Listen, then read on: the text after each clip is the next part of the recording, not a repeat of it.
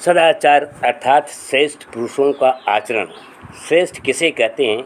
क्या श्रेष्ठ की कोट में उस गरीब की गिनती हो सकती है जो ईमानदारी से की गई अपनी कमाई को खाने का हक न रखकर दाने दाने को मोहताज है?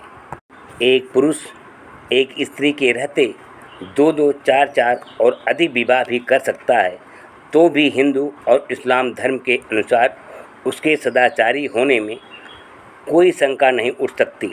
लेकिन इन धर्मों के अनुसार इसी स्वतंत्रता को लेकर यदि कोई स्त्री एक साथ दो पति रखे तो दुराचारी हो जाती है। आखिर दुनिया में ऐसे भी देश हैं जहां एक स्त्री का एक साथ कई पति रखना जरा भी अनुचित नहीं समझा जाता। तिब्बत में यह प्रथा आम है। वहाँ शायद ही कोई स्त्री मिलेगी जिसके अनेक पति न हों, और यह बात तो हमारे पुराने इतिहास में भी मिलती है। 5 पति रखने पर भी द्रौपदी भारत की प्रातः स्मरणीय पंचकन्याओं में से थी। आखिर इसमें सदाचार है क्या?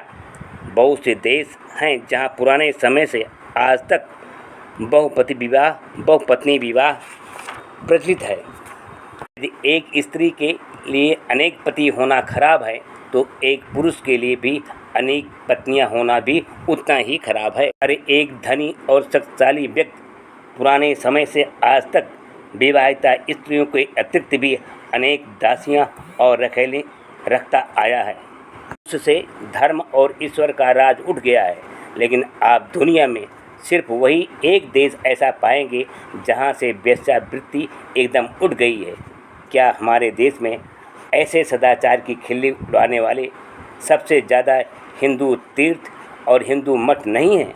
अयोध्या में चले जाइए और वहाँ के बड़े से बड़े अवतारी भगवत भक्त और सिद्ध महात्मा को ले लीजिए। उनके बारे में भी पूछ लीजिए कि जिन्हें मरे अभी कुछ ही साल हुए हैं, मालूम होगा सदाचार के संबंध में कैसे कैसे विभत्स कांड उन्होंने किए हैं। सत्य भाषण की ओर धर्म और समाज बहुत जोर दे रहा है, और मैं मानता हूँ कि वह उतना ही मुश्किल नहीं है। यदि समाज में अधिक कृत्रिमता न हो तो भी सत्य भाषण आजकल कितना कठिन काम है, यह कहने की आवश्यकता नहीं। हमारी राजनीतिक संस्थाएं असत्य प्रचार के सबसे बड़े अड्डे हैं। झूठ का प्रयोग होता है लोगों को धोखा देने में। अपने स्वार्थ के लिए झूठ बोलकर दूसरे को धोखा देना हर एक राष्ट्र और राजनीतिक अपना परम कर्तव्य समझता है। राजनीतिक कोष में मानो झूठ बोलना पाप में नहीं गिना जाता।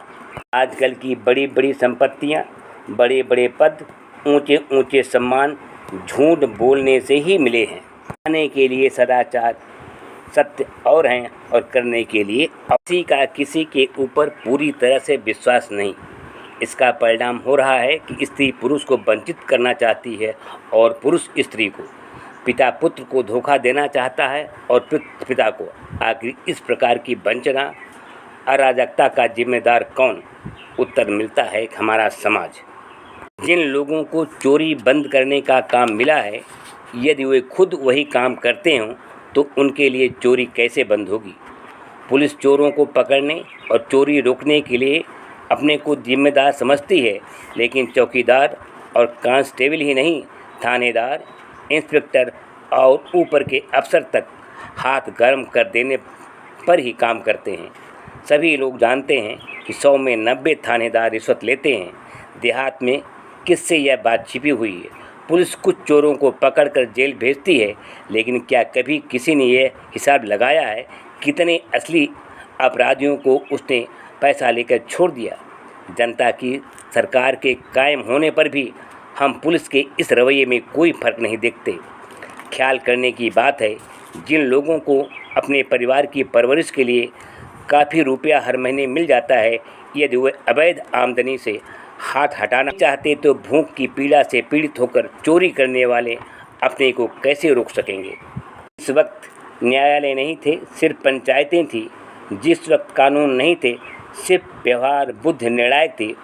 जिस समय वकील नहीं थे, हर आदमी अपना वकील था, उस वक्त गरीब के लिए न्याय पाना अधिक आसान था। धनी के विरुद्ध गरीब को न्याय देने में कितने फेल रहे, इसके लिए दूर के दृष्टांत की ज़रूरत नहीं। भारत के हर एक गांव में इसके अनेक उदाहरण मिल जाएंगे। जहाँ पर मामूली अपराध की बात तो ही क्या खून तक पचा लिए जाते हैं। जमींदार या धनी के इशारे पर आदमी मारा गया। धनी आदमी ने रुपयों का तो है बटुआ खोलकर डॉक्टर के सामने रख दिया।